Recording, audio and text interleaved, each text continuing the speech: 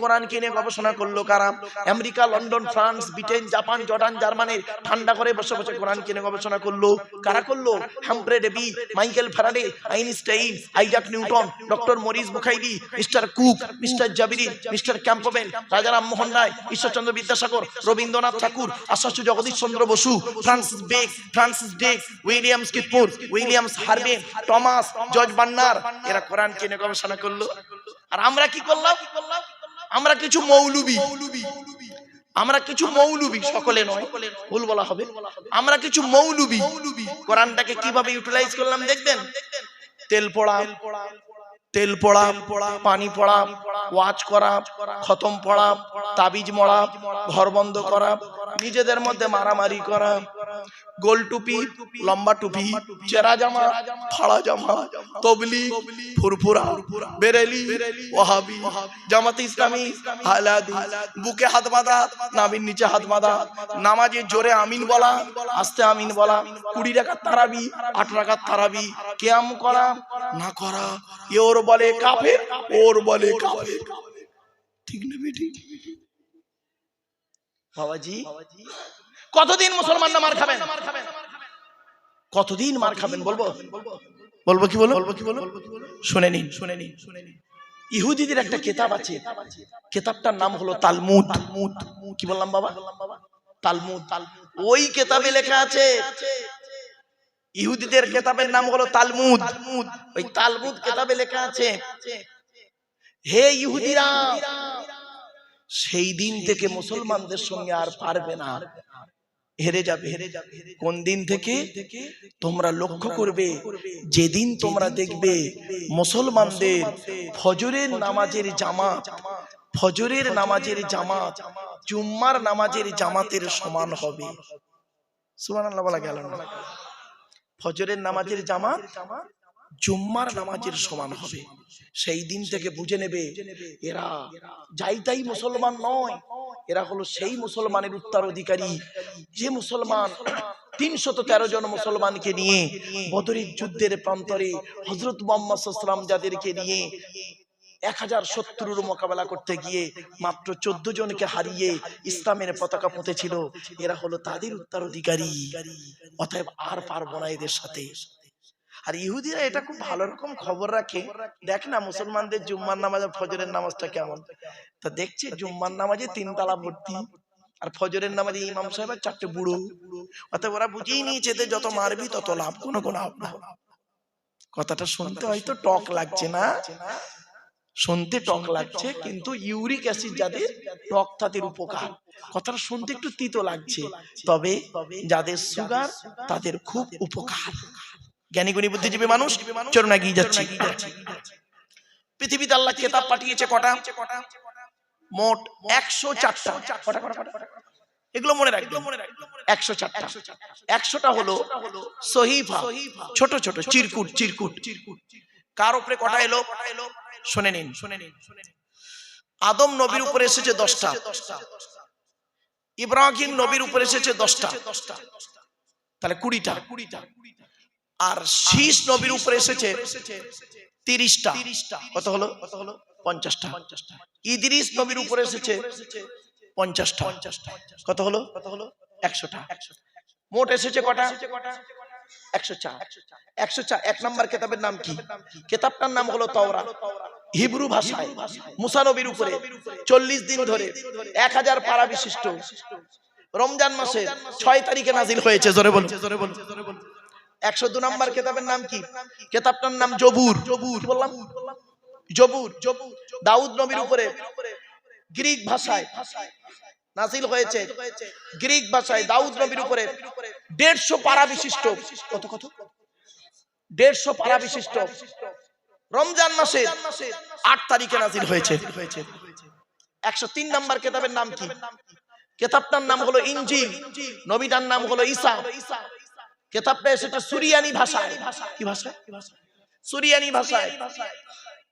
কিতাবটা হলো কত পারা? 27 পারা। রমজান মাসের 18 তারিখে নাজিল হয়েছে। 104 নাম্বার কিতাবের নাম কি? কোরআনুল মাজিদ। মুহাম্মদ সাল্লাল্লাহু আলাইহি ওয়াসাল্লামের উপরে আরবি ভাষায় রমজান মাসের লাইলাতুল কদরের রাতে 30 পারা বা খণ্ড বিশিষ্ট 1 ফেব্রুয়ারি সোমবার 610 সালে কোরআন নাযিল হয়েছে। হেরা নামক দোহায় কোরআনের প্রথম বাক্য ছিল ইকরা, রিড, পড়ো পড়ো পড়ো। আর আমাদের এখন বাক্য হলো গেল গেল গেল। পেট শান্তি, দুনিয়া শান্তি। অনেক মুসলমানের বাড়িতে গিয়ে দেখবেন সানসেট গুলোতে বিশাল বড় বড় কেতাব কেনা আছে। ছেলে আমার মাস্টার, ডাক্তার, ইঞ্জিনিয়ার, প্রফেসর হবে, কোর্টের জজ হবে, ভালো আলেম হবে। আর অনেক মুসলমানের বাড়িতে গিয়ে দেখবেন সানসেট গুলোতে বিশাল বড় বড় তরকারির হাঁড়ি আছে, মাল বকরাই দেবে হবে। ঠিক না ঠিক? হাঁড়ি দিয়ে ঘর ভর্তি না করে কিতাব দিয়ে ঘর ভর্তি করুন। ছেলেকে ধনী না বানিয়ে জ্ঞানী বানিয়ে যান। যে জাতি লেখাপড়ায় পিছিয়ে সে জাতি সব দিকে পিছিয়ে। বাংলায় একটা কথা আছে, শতমূর্খ লয়ে আমি স্বর্গে নাহি যাব, দ্বাদশ পণ্ডিত নিয়ে পাতালেই রব। 100 জন মূর্খ মানুষকে নিয়ে স্বর্গে গিয়ে কোনো লাভ নেই, 12 জন শিক্ষিত লোককে নিয়ে নরকে থাকা অনেক ভালো। মূর্খ বন্ধুর থেকে শিক্ষিত শত্রু ভালো।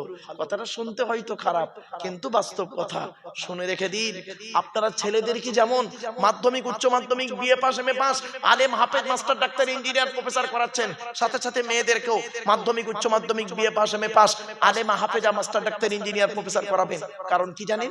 ইংরেজিতে একটা কথা আছে, 1 mother's is equal to 100 teacher. একটা মা হলো 100 জন শিক্ষকের সমতুল্য। একজন পুরুষ যদি শিক্ষিত হয় সে কেবল নিজেই শিক্ষিত হয়, একজন নারী যদি শিক্ষিত হয় গোটা পরিবারটা শিক্ষিত হয়। ঠিক না বেঠি? ইসলামে নারী শিক্ষার গুরুত্ব বহু, আমরা তো আপনাদের কাছে তুলে ধরিনি বাবা। এজন্য অনুরোধ করে আপনাদের কথাগুলো বলে যাচ্ছি, হয়তো শুনতে কেমন লাগবে, একটু ধৈর্যের পরিচয় দিন বাপেরা। চলুন এগিয়ে যাই একটা একটা করে। আচ্ছা ভাই, আপনারা হজ করতে চান? আরে ভাই বলুন না, একটু কথা বলুন না। প্রত্যেকেরই মন চায় হজ করতে। তো হজে যেতে গেলে তো টাকা লাগবে, আপনার তো মনটা আছে যাওয়ার। দেখবেন একটা ঘটনা বলবো, শুনলে চমকে যাবেন। হজে না গিয়ে হজ কবুল হয়ে গেছে। কি হজে না গিয়ে তার হজ আল্লাহর দরবারে কবুল হয়েছে। শুনে নিন এখানে ভালো করে, সংক্ষেপে বলছি বোঝার জন্য, একদম সংক্ষেপে। ওই এক্সাম্পলটা আনলে তবে বোঝাতে পারবো ভালো। লোকটার নাম হলো আব্দুল্লাহ ইবনে মুবারক। কি বললাম বাবা? নামটা একটু বলেন। আব্দুল্লাহ ইবনে মুবারক খুব বড় আলেম, তৎকালীন যুগে বড় আলেম ছিলেন এবং খুব আল্লাহর ওলি লোক ছিলেন। উনি হজে যাবেন, ওনার বন্ধুও যাবেন, 2 বন্ধু একসঙ্গে হজে যাবেন। তো করেছেন কি, উনি ওনার বন্ধুর সঙ্গে যাবেন, সব কমপ্লিট, টাকা পয়সা সব রেডি, সব একদম কমপ্লিট, হজে বেরোবেন। এমত অবস্থায় উনি করলেন কি, ওনার ছোট ছেলেটা কাঁদতে কাঁদতে আসছে। উনি বলছেন, বাবা তুমি কাঁদছো কেন দুপুরবেলা, কি হয়েছে? বাচ্চাটা বলছে, আব্বা গ্রামে একটা লোক গোস্ত রান্না করে খাচ্ছে, তা আমি গিয়ে গোস্ত চাইলাম, আমাকে দিল না, তাই কাঁদছি।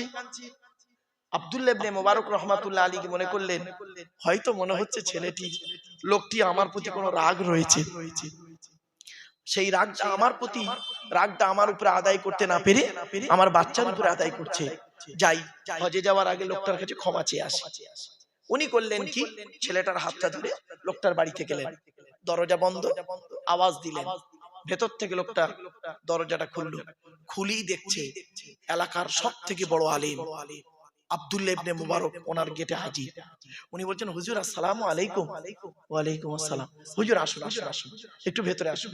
বলছে, না বাবা আমি ভেতরে যাব না, একটা কথা বলবো। বলছে কি? বলছে, এই বাচ্চাটা আমার বাচ্চা, তুমি জানো? তো বলছে, জি জানি তো হুজুর, আপনার বাচ্চা জানি। ও তুমি জানো? জি। তুমি আজকের বাড়িতে গোস্ত রান্না করে খাচ্ছো? বলছে, জি। আমার এই বাচ্চাটা তোমার কাছে একটু গোস্ত চেয়েছিল। তা বলছে, জি। তা বাবা একটা বাচ্চাকে একটু গোস্ত দিলে ক্ষতি কি ছিল? তখন লোকটা ঝরঝর করে কাঁদছে। চোখ থেকে পানি পড়ছে। বলছে বাবা কাঁদছো কেন? তখন কেঁদে কেঁদে লোকটা বলছে হুজুর আজ 3 দিন হলো আমার বাড়িতে রান্না হয়নি, 3 দিন হলো বাড়িতে রান্না হয়নি, কচি কচি বাচ্চারা অনাহারে আছে। আজ সকালবেলা কাজে গিয়েছিলাম, দুপুর হয়ে গেছে কোনো কাজ পাইনি, তাই আমি একটা বাপ তো বুকটা ফেটে যাচ্ছে, খালি হাতে বাড়ি যাই কি করে, খুব চিন্তা করছি কি করে খাবো, বাচ্চাদের মুখের পানি চেয়ে, আমি তো একটা বাপ। রাস্তায় আস্তে আস্তে দেখতে পাচ্ছি রাস্তার ধারে একটা মরা হালাল প্রাণী, কি বললাম, মরা হালাল প্রাণী পড়ে আছে। আমি চারিদিকে দেখলাম, ছুরি নিয়ে ওই মরা প্রাণীর গোশত কেটে নিলাম, কেটে নিয়ে বাড়িতে এসে রান্না করে খাচ্ছি। মরা প্রাণীর মাংস কোরআনে আল্লাহ হারাম বলেছেন, তবে কাদের জন্য হালাল জায়েজ?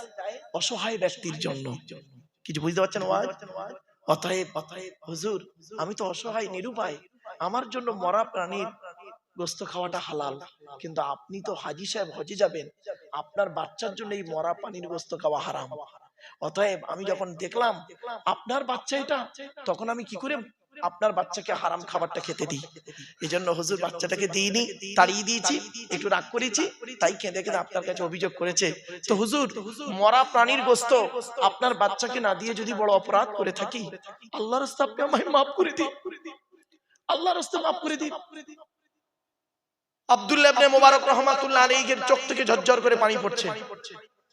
বলছে বাবা দাঁড়াও, দাঁড়াও বাবা আমি আসছি, দাঁড়াও আমি আসছি।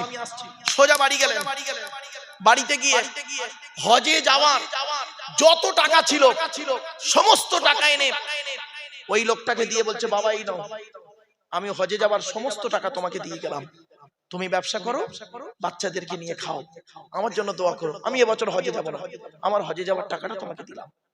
তো বছর ইনি হজে গেলেন না। ওনার বন্ধু কিন্তু হজে চলে গেছে, ওনার বন্ধু হজ করে বাড়ি ফিরেছে, ফিরে আব্দুল্লাহ ইবনে মুবারকের সঙ্গে দেখা করতে এসেছে, এসে বলছে আসসালামু আলাইকুম। ওয়া আলাইকুম আসসালাম। বলছে ভাই আপনি কবে হজ থেকে ফিরলেন? তো আব্দুল্লাহ ইবনে মুবারক রাহমাতুল্লাহ আলাইহি কি বলছে জানেন? ভাই আমি এবছর তো হজে যেতে পারিনি, আমার হজের টাকাটা একটা গরিব ভাইকে দান করে দিয়েছি গ্রামে, হজে যেতে পারি। তখন বন্ধু বলছে আপনি আমার সঙ্গে মিথ্যা কথা বলছেন, প্লিজ মিথ্যা কথা বলবেন না। বলছে সে কি, আমি যেতে পারিনি ভাই, আল্লাহর কসম করে বলছি হজে যাইনি। বন্ধু কি বলছে শোনো, আল্লাহর কসম করে বলি আমি হজ মোবারকে গিয়ে কাবা শরীফ যখন তওয়াফ করছি, আমি নিজে চোখে দেখতে পাচ্ছি আমার আগে আগে আপনিও কাবা শরীফ তওয়াফ করে যাচ্ছে। শুধু তাই নয়, সাফা মারওয়া দৌড় করছি, মিনা মুজদালিফায় যাচ্ছি, যেখানেই যাচ্ছি হজরে আসওয়াদে চুমা দিতে যাচ্ছি, সেখানেই দেখছি আমার আগে আপনি চুমা দিয়ে বেরিয়ে যাচ্ছেন, ভিড়ের মাঝে কথা হচ্ছে না। এমন কি রাসূলের রওজা মোবারকে গিয়ে যখন আমি সালাম দিচ্ছি দেখতে পাচ্ছি আমার আগে আগে আপনি সালাম দিয়ে বেরিয়ে যাচ্ছেন। আমি মনে মনে ভাবলাম কি এমন অপরাধ করেছি, তাই হজ থেকে ডাইরেক্ট আপনার কাছে এসেছি। সঙ্গে সঙ্গে আব্দুল্লাহ ইবনে মুবারকের চোখ থেকে ঝরঝর করে পানি পড়ছে। সেই রাতে আব্দুল্লাহ ইবনে মুবারক রাহমাতুল্লাহ আলাইহি স্বপ্নে দেখছেন একজন ব্যক্তি ওনাকে বলছেন, এই আব্দুল্লাহ ইবনে মুবারক এবছরও তুমি হজে না গিয়ে হজের টাকাটা একটা গরিবকে দান করার কারণে আল্লাহ খুশি হয়ে তোমার হজকে আল্লাহ কবুল করে নিয়েছে। বুঝলেন? আপনি তো হজে গিয়েছেন লোকের টাকা মেরে, তাই না? রাগ করবেন না, লোকের টাকা মেরে হজে গিয়েছেন, ছি ছি ছি ছি ছি। আর উনি হজে না গিয়ে কবুল করেছেন হজ। বাড়ি থেকে ভাববেন। এজন্যই বলেছিলাম প্রিয়জন, বল বল বল বল, প্রয়োজন, বাড়ি থেকে ভাববেন। কি ভাবলেন বাপেরা? আজ আমাদের আফসোস কোথায় জানেন বাপ? আপনাদের কাছে আমি করজোড়ে নিবেদন করে যাচ্ছি, কোরআনের আলোচনা হলো পৃথিবীর সর্বোৎকৃষ্ট আলোচনা। আচ্ছা বাপেরা, আপনারা জান্নাতের আশা করেন? আরে ভাই বলুন না, জান্নাত কার আশা করেন? হয়ে গেছে। আপনি আল্লাহকে ভালোবাসেন? আরে ভাই বলুন, আল্লাহ কি আপনাকে ভালোবাসে? ব্যাস, আপনি যেদিন বুঝতে পারবেন আল্লাহ আমাকে ভালোবাসে, সেদিন আপনার জীবনটা সার্থক। আপনি নবীকে ভালোবাসেন, নবী কি আপনাকে ভালোবাসেন? ওই খবরটা নেই। এই যুবক ছেলেরা, তুমি শাহরুখ খানকে ভালোবাসো না? শাহরুখ খান কি তোমার ভালোবাসে? ওই খবরটা নেই। চলো না গিয়ে আল্লাহর নবী বললেন, ইন্নাল জান্নাতা তাশতাকু ইলা খামসাতি নাফার, জান্নাত 5 শ্রেণীর মানুষের জন্য আশা করে। 1 নাম্বার হলো তালিয়াল কোরআন, প্রতিদিন কোরআন তেলাওয়াতকারী মানুষের জন্য জান্নাত আশা করে।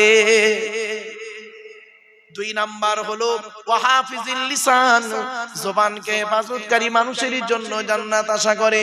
3 নাম্বার হলো ওয়ামুতিমিনি জিআন, ক্ষুধার্তকে খাদ্য দানকারী মানুষের জন্য জান্নাত আশা করে। গরিবকে খাওয়াবেন, আল্লাহ তো অর্থ দিয়েছে, টাকা খরচা করার জায়গা পান না, গরিবকে খাওয়াবেন, বাপের নামে মায়ের নামে 2টো ফকির খাইয়ে দেবেন। 4 নাম্বার হলো মুকসিল উরিয়ান, বস্ত্রহীনকে বস্ত্র দানকারী মানুষের জন্য জান্নাত আশা করে।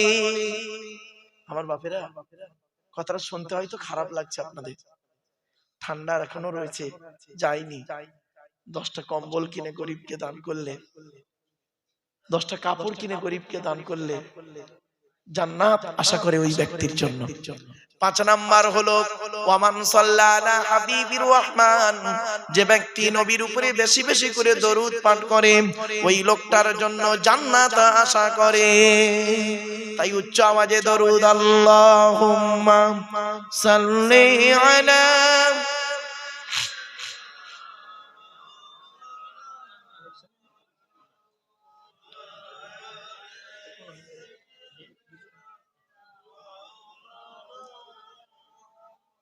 আসলে কি জানেন, শেষ দিনে, শেষ রাতে, শেষ লগ্নের জলসা তো, এই জন্য আপনাদের আমি অনুরোধ করছি, জলসা যখন দেবেন দয়া করে রাত 12টার উপরে যাবেন না।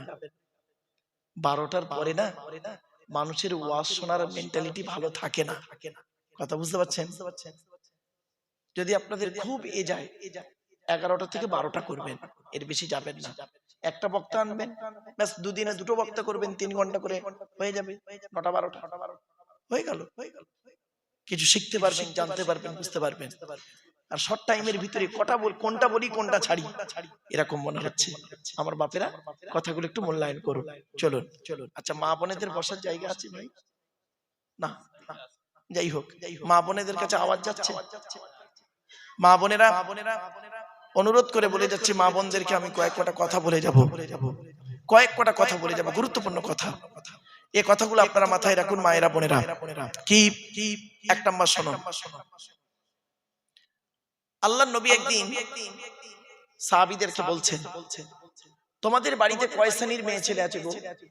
সাহাবীরা বললেন, হে নবী, আমাদের বাড়িতে 4 শ্রেণীর মেয়ে ছেলে আছে। কে কে?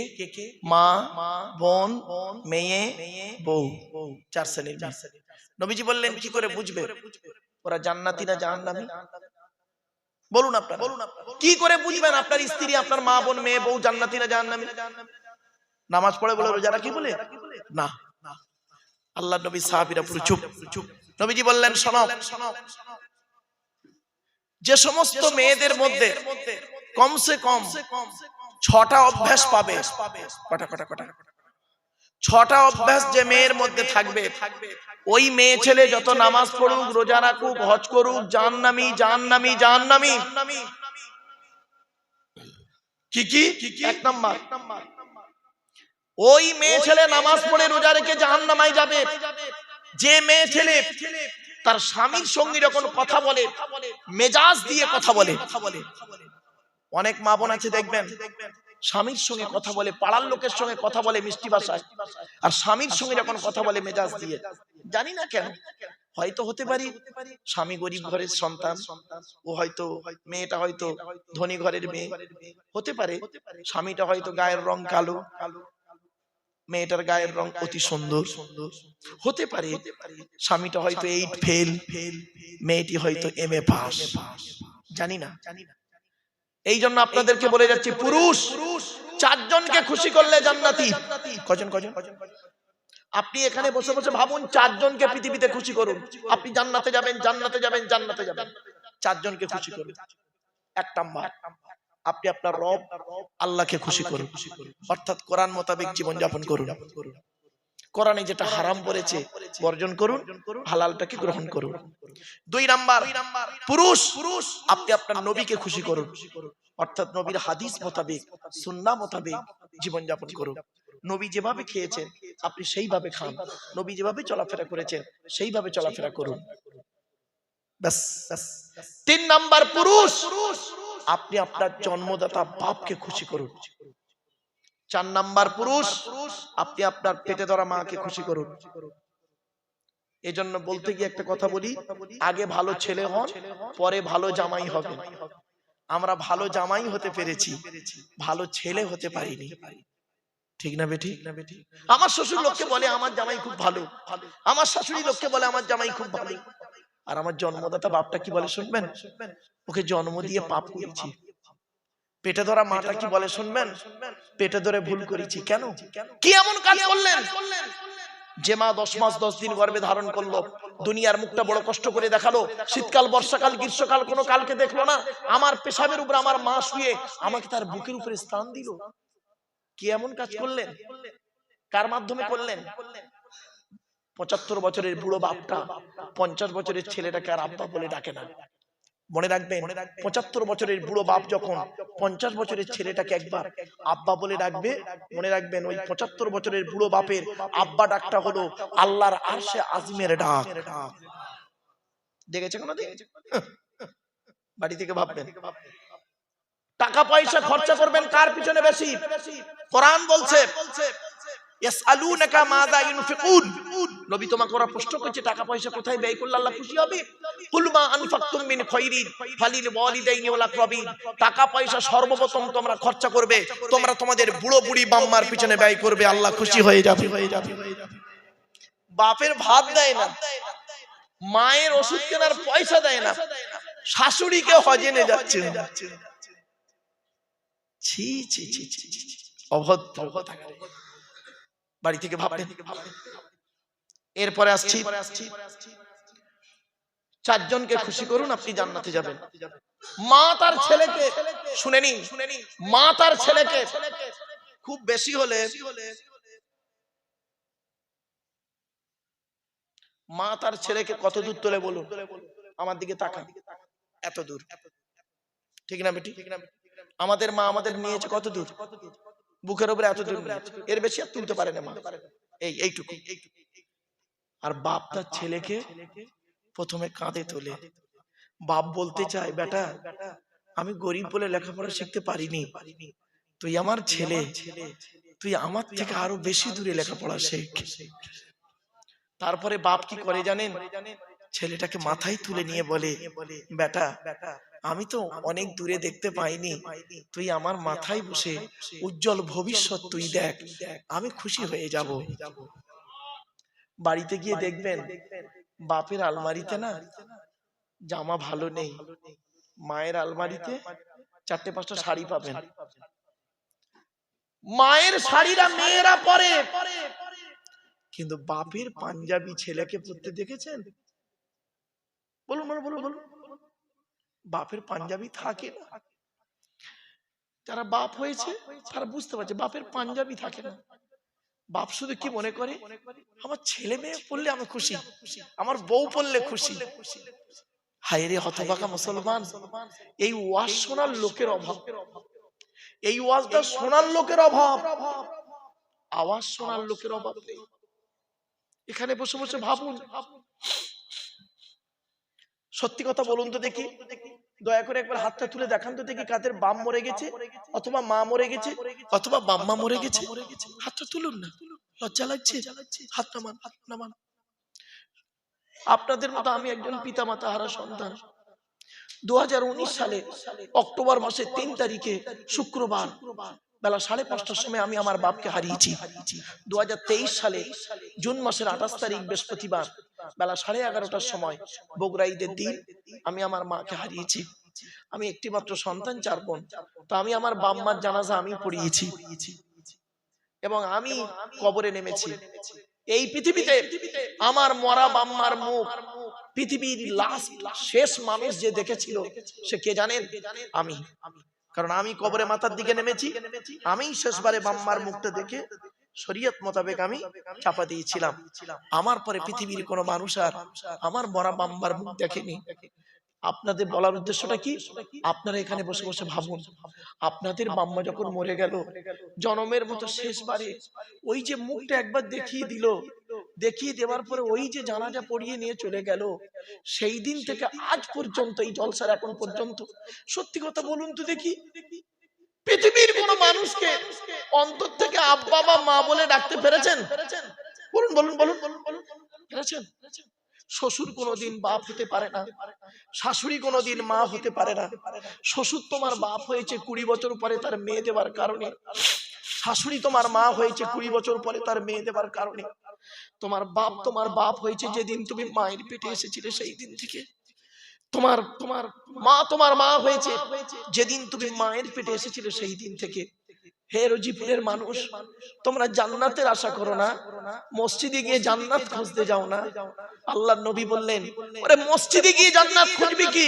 আমি মুহাম্মদ তোদের বলে যাচ্ছি, ইন্নাল জান্নাতা তাহতা আকদামিল উম্মাহাত, তোদের জান্নাত হলো তোদের বাপ আর মায়ের পায়ের তলায়। বাম্মাকে খুশি করুন। আল্লাহর নবী বলেছেন, বাম্মা যদি নারাজ থাকে আল্লাহ নারাজ হয়ে যাবে, বাম্মা যদি খুশি হয়ে যায় আল্লাহ খুশি হয়ে যাবে। আল্লাহর নবী বলছেন, একজন যুবক ছেলে বলছেন, ইয়া রাসূলুল্লাহ আমি যুদ্ধের ময়দানে, অসুবিধা হচ্ছে আপনাদের? 2 মিনিট বলবো না শেষ করে দেবো। একজন যুবক ছেলে বলছেন, ইয়া রাসূলুল্লাহ যুদ্ধের ময়দানে গিয়েছিলাম, এসে দেখছি মা মরে গেছে, এখন কি করব বলুন। নবী বললেন, তুমি তোমার মায়ের জন্য দুটো কাজ করো। 1 নাম্বার করবে কি, তুমি তোমার মায়ের জন্য রুহে মাগফিরাতের দোয়া চাও, তোমার মাকে যেন আল্লাহ ক্ষমা করে দেয়। আর একটা কি করবে, তুমি তোমার মায়ের জন্য দান খয়রাত করো, তোমার মা কবরে শুয়ে শুয়ে সওয়াব পাবে। বাপ মরে গেছে, মা মরে গেছে, বাম্মার নামে দুটো ফকির খাওয়াতে পারেন না?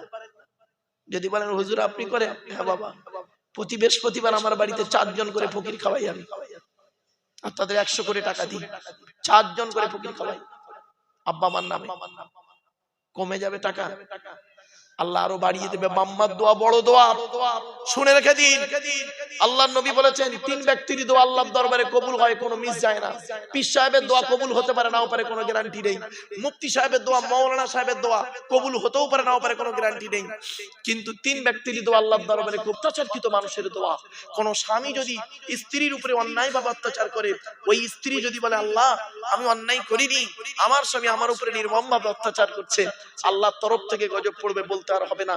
অনেক শাশুড়ি আছে দেখবেন, নিজের মেয়েকে খাইয়ে নিয়ে ঘরের ভেতর ঢুকে বলল, বৌমা পরের মেয়ে খেয়েছে কি তা খবর নিল না।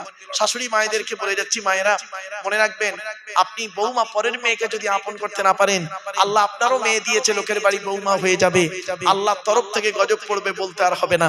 অনেক ননদ আছে দেখবেন, ভাইয়ের কানে কামড়াচ্ছে যাতে ভাই ভাবিকে মারে, এই ধান্দা করে। ও যুবতী বোনেরা শুনে নাও, ঘুটে পড়ে গোবর হাসে, ঘুটে বলে তোর একদিন আছে। তুমি ভাবি পরের মেয়েকে যদি আপন করতে না পারো, তোমাকে একদিন লোকের বাড়ি ভাবি হয়ে যেতে হবে, আল্লাহর তরফ থেকে গজব পড়বে, বলতে আর হবে না। অনেক বৌমাও আছে দেখবেন ডেঞ্জার, স্বামীর ইনকাম বেশি, স্বামীটাকে নিয়ে, ছেলেটাকে মেয়েটাকে নিয়ে খালি আলাদা খাবার ধান্দা করে। একই দিয়ালের এপারে স্বামী স্ত্রী ছেলে মেয়েকে নিয়ে মুরগির গোশত দিয়ে ভাত খায়, আর দিয়ালের ওপারে শ্বশুর শাশুড়ি বুড়ো বুড়ি আলু ভর্তা ডাল খায়। ওই বৌমার একটু বিবেকে বাঁধলো না, আজকের আমার বাম্মা যদি থাকতো আমি গোপনে এক পিয়ালা তরকারি দিয়ে আসতাম। ওরে বৌমা, তুমি মুফতি সাহেবের মেয়ে হও, হাজী সাহেবের মেয়ে হও, তুমি তোমার শ্বশুর শাশুড়িকে যদি নিজের বাম্মার মতো ভক্তি শ্রদ্ধা করতে না পারো, তোমার মতো বৌমাও হলো জাহান্নাম। ইসলাম কোনোদিন এক পেশে কথা বলে না। 2 নাম্বার হলো ওয়াদাবাতুল মুসাফিরিন, মুসাফিরের দোয়া আল্লাহ কবুল করেন।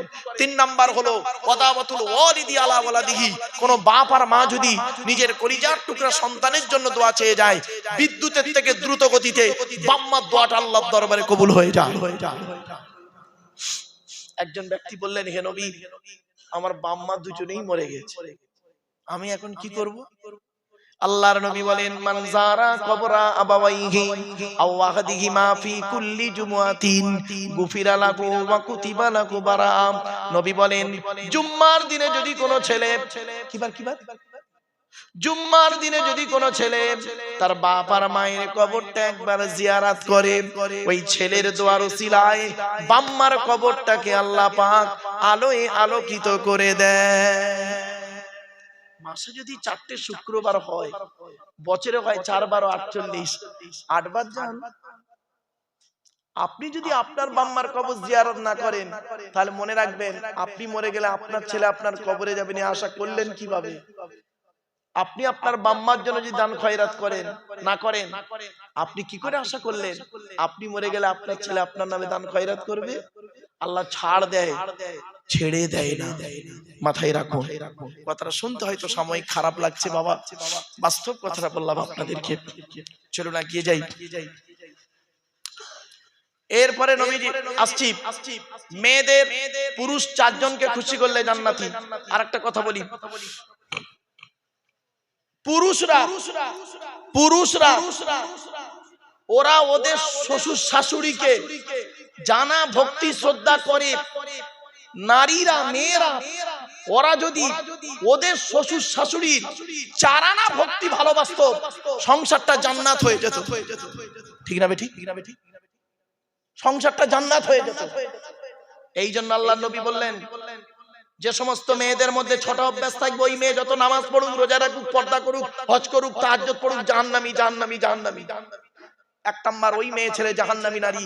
আমার মা বোন যারা শুনছেন, মায়েরা বোনেরা, এই গভীর রাতে তাহাজ্জুদের সময় বলে গেলাম, মা কবরে কবে শোবো জানি না, তবে শোয়ার আগে কথাগুলো বলে গেলাম। 1 নাম্বার ওই মেয়ে ছেলের প্রতি আল্লাহর গজব লানত, যে মেয়ে ছেলে স্বামীর সঙ্গে যখন কথা বলে মেজাজ দিয়ে কথা বলে। খবরদার মা বোন না, স্বামী নামক বটগাছটা যেদিন মরে যাবে, স্বামী নামক বটগাছটা যেদিন মরে যাবে, সেই দিন আপনি বুঝতে পারবেন কি জিনিস হারিয়েছি, এখন বুঝতে পারবেন না। 2 নাম্বার নবী বললেন, ওই নারীদের প্রতি আল্লাহর গজব যে নারী স্বামীর দুর্নাম বদনাম অন্যের কাছে করে বেড়ায়। 3 নাম্বার ওই নারীর প্রতি আল্লাহর গজব, নামাজ পড়ে রোজা রেখে ওই নারী জাহান্নামে যাবে যে নারী স্বামী থাকতে অন্য পুরুষের সঙ্গে পরকীয়ায় লিপ্ত হয়। অনেক মা বোন এমন আছে, বাস্তব কথা বলছি বাবা। চলেন 4 নাম্বারটা খুব ইম্পর্টেন্ট। নবী বললেন কি, ওই নারীর প্রতি আল্লাহর গজব জাহান্নাম যে মেয়ে ছেলে বিনা কারণে স্বামীর বিছানা ছেড়ে দিয়ে অন্য বিছানায় রাত কাটায়। কি ভাবছেন আপনি? 5 নাম্বারটা খুব ইম্পর্টেন্ট কি, ওই নারী জাহান্নামে যাবে যে নারী স্বামীর পরিবারের সঙ্গে খারাপ আচরণ করে। স্বামীর পরিবারকে, স্বামীর বাপ, স্বামীর মা, স্বামীর ভাই, স্বামীর বোন। অনেক মা বোন আছে দেখবেন স্বামীকে খুব ভালোবাসে, স্বামীর বাপ ভাইকে দেখতে পারে না। ওর বাপ ভাই এলে দেখবেন কত ভক্তি শ্রদ্ধা চলে, আর স্বামীর বাপ ভাইয়ের প্রতি কোনো গুরুত্ব নেই। ও নারী জাহান্নামী নারী। 6 নাম্বার হলো ওই নারীর প্রতি আল্লাহর গজব, জাহান্নামে যাবে ওই নারী নামাজ পড়ে রোজা রেখে যে নারী তার স্বামীকে বলে, তোমার সঙ্গে বিয়ে হয়ে আমার জীবনটা নষ্ট হয়ে গেছে, আমার মতো মেয়ে বলে তুমি পার হয়ে গেলে, অন্য কেউ হলে বুঝতে পারতেন। অনেক মা বোন বলে দেখবে, খবরদার মা বোনরা, জীবনে কোনোদিন স্বামীকে এই কথা বলবেন না। কেন বলবেন না শুনে নিন, জন্ম মৃত্যু বিবাহ সবই আল্লাহর হাত। ঠিক না বেটি? মা বোনেরা শুনে নিন, আপনার যে বর্তমান স্বামী হয়েছে আপনি নিজে ওকে চয়েস করেছেন। বাবাজিরা শুনে নিন, আপনার যে বর্তমান স্ত্রী আছে আপনি ওকে চয়েস করেছেন। কবে বলবো? বলবো, শুনবেন? আপনাকে পৃথিবীতে আসা, আপনি পৃথিবীতে আসা 50,000 বছর আগে আল্লাহ পাক আপনার আমার তকদিরকে ঠিক করেছেন। শুনে নিন, আপনার আমার আত্মাকে আল্লাহ করলেন কি, একটা পুরুষের আত্মাকে প্রথম দাঁড় করালো। আল্লাহ সেই আত্মাকে বলছে, পুরুষের আত্মা সে আপনার হতে পারে, আমার হতে পারে। পুরুষের আত্মাকে আল্লাহ বলছে, এই এখানে এতগুলো নারী আছে, এতগুলো নারী পৃথিবীতে আছে, এতগুলো নারীর মধ্যে কোন